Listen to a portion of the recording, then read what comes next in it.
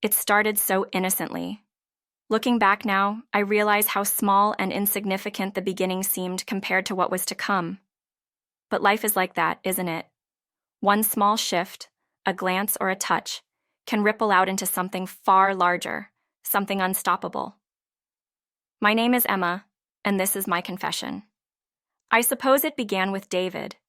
We had been married for 6 years, and our life had fallen into the sort of routine that, to an outsider, might look perfectly comfortable. We had our jobs, our home, our shared friends. He would leave in the morning with a kiss on my cheek, and I would wish him a good day. When he came back, we'd talk about work over dinner, watch something on TV, then go to bed. It was normal. It was predictable. But it was also empty. The spark that had drawn me to him in the first place seemed long gone. I didn't know when it had faded exactly. It wasn't one thing. It wasn't that he was cruel or unkind. In fact, that might have been easier. No, David was good to me in all the ways you're supposed to be good in a marriage. But that's all it was. Supposed to be. We were living out a script, and somewhere along the way, I lost sight of why we were playing those roles in the first place.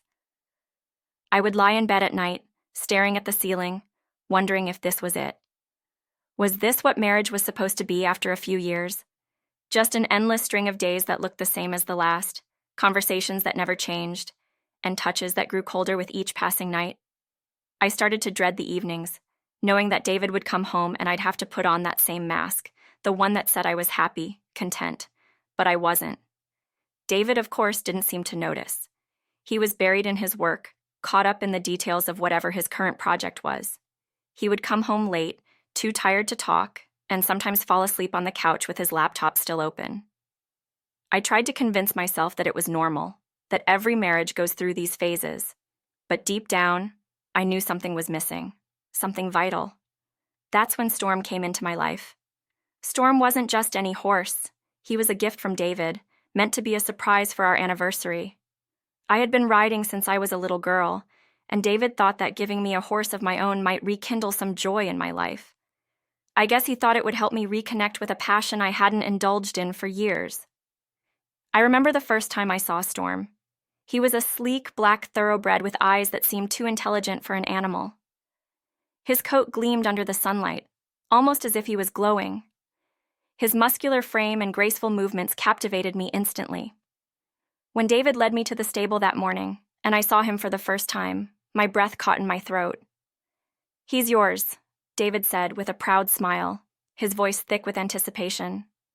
"I know you've missed riding, and I thought this might make you happy." I kissed David, and for a brief moment I truly felt grateful. It was a thoughtful gift, one that showed he was paying attention, at least in some way. But it wasn't David that I was focused on. It was Storm. The moment my hand touched his smooth, warm neck, something sparked inside me. Something that had been dormant for far too long. It wasn't just the joy of riding again. It was him, Storm. I felt an immediate connection, a pull toward him that was stronger than anything I had experienced before. It was strange at first how drawn I felt to him. I brushed it off as excitement. After all, I hadn't been around horses for years, and this one was a beauty. But that pull, that strange magnetic force, didn't fade as I expected it would. It only grew. David was happy for me. He thought I was falling in love with riding again, and in a way, I was. I spent hours at the stable, brushing Storm's coat, running my hands through his mane, whispering to him as if he could understand me. And maybe, in some strange way, he could. Storm seemed to know things. When I was sad, he would nuzzle me, his soft muzzle pressing against my face like a lover's kiss. I felt tingles I had not felt in a long time. When I was restless, he would dance beneath me as I rode, as if he could sense my need for escape. It didn't take long before the stables became my sanctuary. Every morning, I'd wake up early, long before David stirred, and I'd drive out to the countryside where Storm was kept. The barn was quiet that time of day, the only sounds the rustling of hay and the occasional soft whinny from the other horses. I loved the smell of the place, earthy, warm, full of life. I would saddle up Storm and ride through the fields, letting the wind whip through my hair as the sunrise painted the sky in hues of orange and pink. Those were the moments I lived for, the moments where I felt alive again. But as the weeks went by, my feelings for Storm began to change. It wasn't just the freedom of riding that kept me coming back, it was him. He was more than just a horse. He was everything I craved, strong, wild, untamed. He listened to me in ways David never did. He responded to me without words, without judgment. There was something primal in our connection, something raw and electric. I couldn't explain it, and I didn't want to. It was around that time that David and I started fighting more. The distance between us, once a slow-growing gap, became a chasm that we couldn't ignore. I started to resent him for not seeing what I needed, for not being what I needed. And he, in turn, grew frustrated with my constant absence. I could feel his eyes on me when I would come home late from the stables, the unspoken questions hanging between us like a thick fog. "Where have you been?" he asked one night as I walked through the door, still wearing my riding boots. "The stables," I replied, trying to keep my voice steady, trying to act like nothing was wrong. But we both knew that wasn't the whole truth. "You're spending a lot of time there," he said, his voice tinged with something I hadn't heard from him in a long time, concern. "Is everything okay?" I hesitated, unsure of how to answer. I could have told him the truth, that I wasn't okay, that I hadn't been okay for a long time, that I felt like I was suffocating in our marriage, trapped in a life that no longer made sense to me. But instead, I said the only thing I could think of in that moment. "I'm fine, David. Riding helps me clear my head. That's all." He didn't press me further, but I could tell he didn't believe me. Not entirely. I don't know exactly when the line was crossed. It wasn't one moment, but a series of small ones, like drops of water eroding a stone. One day, as I was brushing Storm's coat, my fingers lingered a little too long on his skin. I could feel the warmth of his body beneath my hand, the steady rise and fall of his breath. His eyes met mine, and in that moment, something inside me snapped. I leaned in, pressing my forehead against his. His breath was warm on my cheek, and I could feel his heartbeat beneath my palm. It was steady, strong, like a drumbeat that resonated through my entire body. I don't know what I was thinking in that moment. Maybe I wasn't thinking at all. Maybe I was just feeling, just reacting. But something about that moment felt right, felt inevitable. From then on, our relationship changed. It was no longer just about riding or the thrill of the wind in my hair. It was about him, Storm. I started to crave the feeling of his body against mine, the way he moved beneath me, the way his eyes followed me as I walked around the stable. It was intoxicating, the power he held over me, and I couldn't resist it. David, of course, had no idea what was happening. How could he? To him, I was just spending more time with my horse, indulging in a hobby I had always loved. But to me, it was so much more than that. Every time I rode Storm, it felt like we were sharing something secret, something forbidden. And the more I rode, the more I wanted. I started to lose track of time at the stables, staying later and later until the sun had long since set, and the night was quiet and still. There was one night, though, that I'll never forget. The night everything changed. That night, the air was thick with the scent of summer. The sky was a deep indigo, stars scattered across it like diamonds, and the moon hung low, casting a soft silver glow over the fields. I had stayed at the stables longer than usual, losing track of time as I brushed Storm down after our ride. My hands moved rhythmically over his glistening coat, the brush sweeping away the dust and dirt from the day. I should have been thinking about going home, about David waiting for me, but instead, all I could think about was how peaceful it was there, just me and Storm. The barn was quiet. The only sound the soft rustle of hay beneath Storm's hooves and the occasional creak of wood. I could feel his warmth next to me, the way he shifted slightly as I brushed his mane. My fingers ran through the thick strands, and I found myself focusing on the sensation of his hair between my fingers, on the way his body responded to my touch. It was different from anything I had ever felt before, this closeness, this connection. I leaned against him, pressing my cheek to his neck, breathing in the familiar scent of him, earthy, wild, and comforting all at once. His breath was slow and steady, and I felt my own breathing sync with his. There was something about Storm that calmed me, something that made the worries of my life, David, the growing distance between us, the hollow feeling in my chest, fade into the background. When I was with Storm, nothing else mattered. It was just him and me, as if the rest of the world didn't exist. For a while, I stood there like that, my body pressed against his, my hands resting on his side, feeling the steady rise and fall of his chest. I closed my eyes, letting myself get lost in the moment, in the feel of him. I could feel his muscles shifting beneath his skin, the strength in him, the raw power that lay just beneath the surface. And yet, for all his strength, there was a softness to him, a gentleness in the way he leaned into me, as if he understood what I needed without me having to say a word. I don't know how long I stayed like that, lost in the warmth and comfort of him. But eventually, something shifted. The air around us felt different, heavier, charged with an energy I couldn't quite explain. I opened my eyes and looked up at him, my hand still resting on his side. His dark eyes met mine, and for a moment, it felt as though he was looking right into me, seeing past all the layers of my life, all the things I kept hidden, even from myself. It was in that moment that I realized just how deep my feelings for him had grown. This wasn't just about riding, or even about the escape he provided from the life I had grown tired of. It was about him, Storm. I had fallen for him in a way that scared me, in a way that I knew I shouldn't have. But I couldn't stop it. The pull I felt toward him was stronger than anything I had ever known.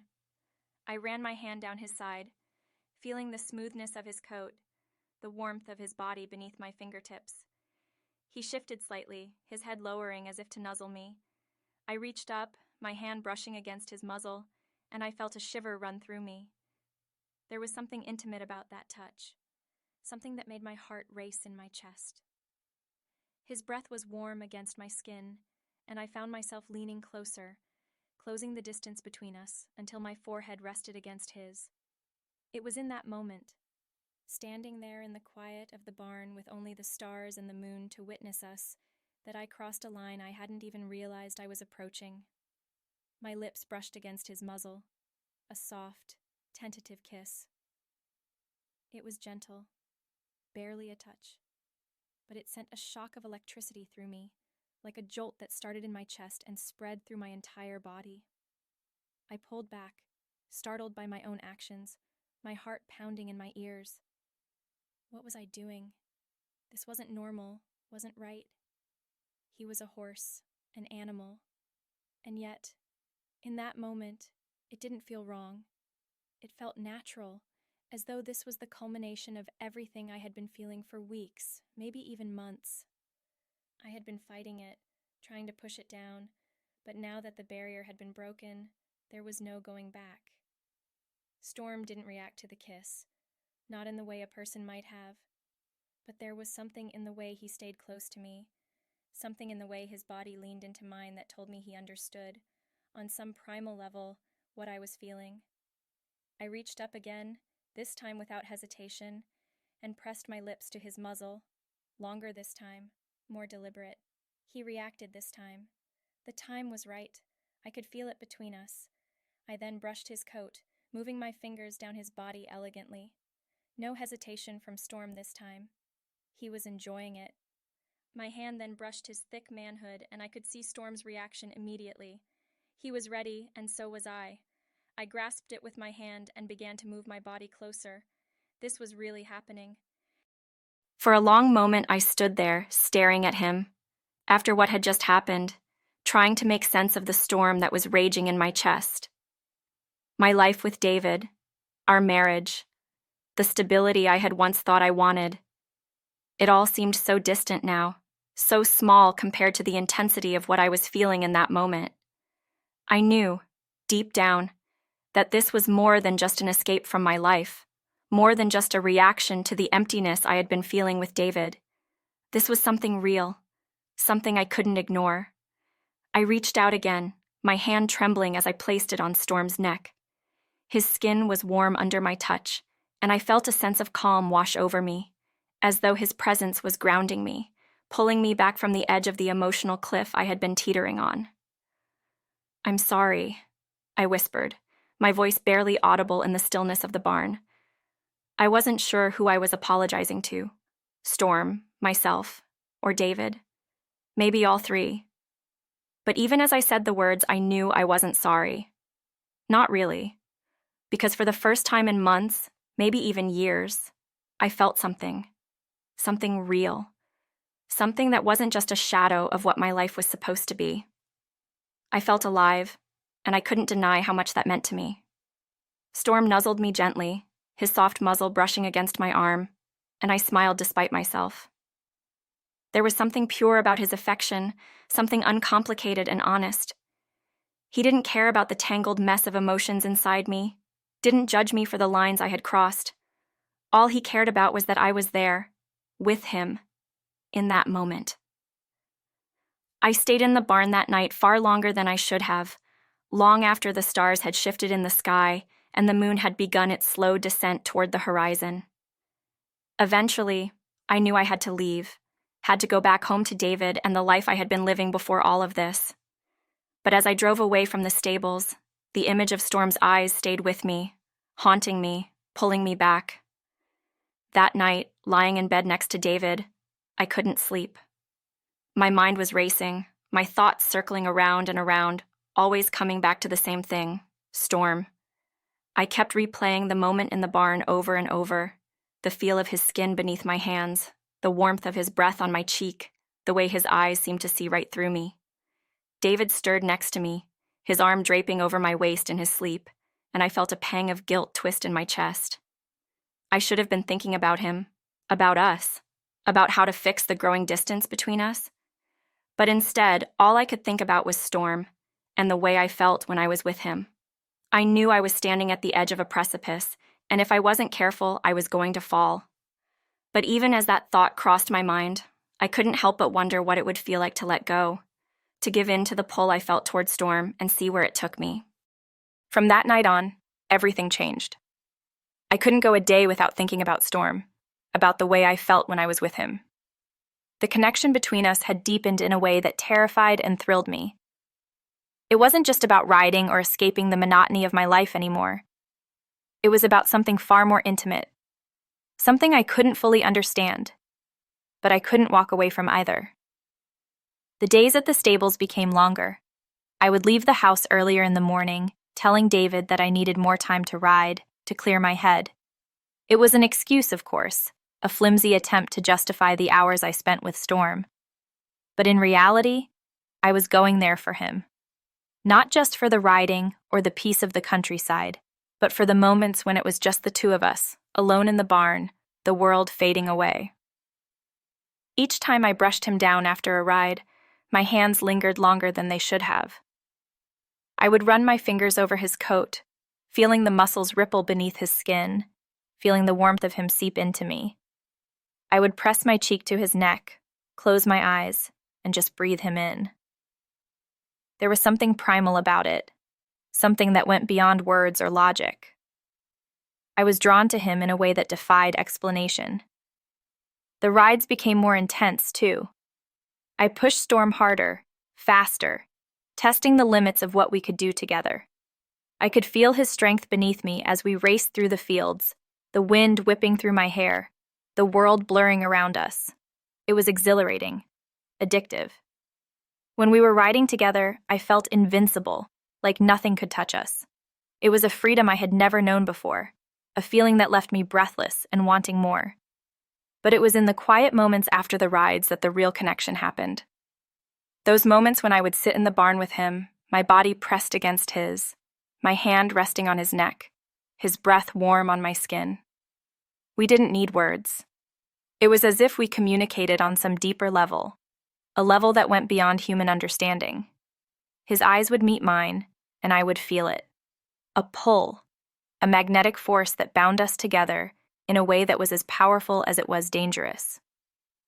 One afternoon, after an especially intense ride, I found myself sitting in the hay next to Storm, my legs tucked beneath me, my hand absent-mindedly stroking his mane. The barn was quiet, the sun filtering through the cracks in the wooden walls, casting long shadows on the floor. Storm stood beside me, his head lowered, his dark eyes watching me with that same unreadable expression. I don't know what came over me, but suddenly, I felt an overwhelming urge to be closer to him. I stood up slowly, my legs shaky from the ride, and walked over to him, placing my hands on either side of his head. I leaned in, pressing my forehead to his, feeling the coolness of his skin against mine. His breath was slow and steady, and I felt my own breath begin to sync with his. "I don't know what to do," I whispered, my voice barely audible in the stillness of the barn. I wasn't sure who I was talking to. Storm, myself, or the universe. But the weight of the words hung in the air, heavy with the truth I had been avoiding for so long. I didn't know what to do. I was falling deeper and deeper into something I couldn't control, and part of me didn't want to stop it. Storm nuzzled me gently, his soft muzzle brushing against my cheek, and I closed my eyes, savoring the touch. It was a simple gesture, but it felt like so much more. It felt like he understood, like he was offering me comfort in a way that no human ever could. I pressed my lips to his muzzle, a soft kiss that lingered longer than it should have, and I felt that familiar jolt of electricity race through me. I pulled back, my heart pounding in my chest, my mind racing. What was I doing? This was madness. He was a horse, an animal. But then, as I looked into his eyes, I felt that connection again, that deep, unexplainable bond that seemed to transcend everything I thought I knew. It didn't feel wrong. It felt like the most natural thing in the world. The days blurred together after that. Each morning, I would wake up with an almost unbearable anticipation, eager to see Storm, to feel that connection again. It became an obsession, something I couldn't get out of my mind no matter how hard I tried. Every moment I wasn't with him, I was thinking about him, about the way he made me feel. Alive, free, understood in a way that David never could. David, of course, began to notice. How could he not? I was spending more and more time at the stables, coming home late, barely speaking to him when I did. Our conversations grew shorter, more strained, and the distance between us, once subtle, now felt like a canyon. The more I became sexual with Storm, and the more experiences I had, the less I wanted David. He asked me once, over dinner, if everything was okay. I could see the worry in his eyes, the uncertainty, but I couldn't tell him the truth. How could I explain to him what I was feeling, what I was doing? It was impossible. "I'm fine," I had said, forcing a smile. "I've just been busy with Storm. It helps me relax." He had nodded, accepting the lie, but I could see the doubt in his eyes. He wasn't stupid. He knew something was wrong, even if he didn't know exactly what. And I knew it was only a matter of time before he pressed me harder, before the truth came spilling out in a way that neither of us would be prepared for. But in those moments, when I was with Storm, none of that mattered. The guilt, the fear, the uncertainty, they all melted away when I was in the barn with him, when I felt the warmth of his body against mine, when I looked into his eyes and saw something that I couldn't explain but couldn't deny. It was as if the world outside the stable didn't exist, as if the only thing that mattered was the connection between us. One evening, as the sun was setting and the sky was painted in shades of pink and orange, I found myself sitting in the field with Storm, watching the horizon. The air was cool, and a gentle breeze rustled the grass around us. I leaned back against his strong, muscular body, my hand resting on his side, feeling the steady rhythm of his breathing. I closed my eyes, letting myself get lost in the moment, in the warmth of him, in the peacefulness of the world around us. My mind drifted, and for a brief moment, I imagined what it would be like if this was my life. If I could leave everything behind and just be with Storm, free from the constraints of society, free from the expectations of my marriage. It was a foolish fantasy, of course, but in that moment, it felt so real, so possible. The sun dipped below the horizon, casting a soft, golden glow over the field, and I felt a sense of calm wash over me, a sense of belonging that I hadn't felt in a long time. I didn't want to leave. I didn't want to go back to the life I had built with David, the life that now felt so empty, so hollow, compared to the way I felt when I was with Storm. But I knew I couldn't stay. Eventually, I had to go back. Eventually, I had to face the reality of what I was doing, of the choices I was making. But for now, in this moment, I allowed myself to stay in the fantasy a little longer, to pretend that this was my life, that I could have both the freedom I craved and the connection I needed. Storm shifted beneath me, his muscles rippling under my hand, and I smiled. I leaned in, pressing my cheek to his neck, feeling the warmth of him seep into me. For now, this was enough. For now, I could pretend. The tension between David and me grew worse as the weeks went on. He tried to talk to me, tried to bridge the gap that had formed between us, but I couldn't bring myself to open up to him. How could I, when the truth was so far beyond anything he could understand? How could I tell him that I was in love with someone else, or rather, something else? He began to suspect, though. It was inevitable. He wasn't a fool, and my constant absences, my distracted demeanor when I was home, didn't go unnoticed. One night, after I came back late from the stables, he confronted me. His voice was low, strained with a mix of frustration and hurt that I hadn't heard from him before. "Emma, we need to talk." I froze, my hand still on the door handle, my heart racing in my chest. I could feel the weight of his gaze on me, the tension in the air thick and suffocating. This was it. The moment I had been dreading. The moment when everything would come crashing down. "I don't know what's going on with you," he continued, his voice trembling slightly. "But I can't do this anymore. You're always at the stables. You're distant. You barely talk to me anymore. I feel like I'm losing you." His words hit me like a punch to the gut, and for a moment I couldn't breathe. I wanted to tell him everything, to confess the truth that had been eating away at me for so long. But the words wouldn't come. Instead, I stood there frozen, unable to meet his eyes. "I'm sorry," I whispered, my voice barely audible. It was all I could manage, the only thing I could say in that moment. David took a step closer, his eyes searching mine for answers. "Is there someone else?" The question hung in the air, heavy and unbearable. I wanted to laugh at the absurdity of it, but the truth was too twisted to find humor in. There was someone else, but how could I explain that to him? How could I tell him that the someone else wasn't a person but Storm? I shook my head, unable to speak, unable to lie to him outright, but the silence spoke for me.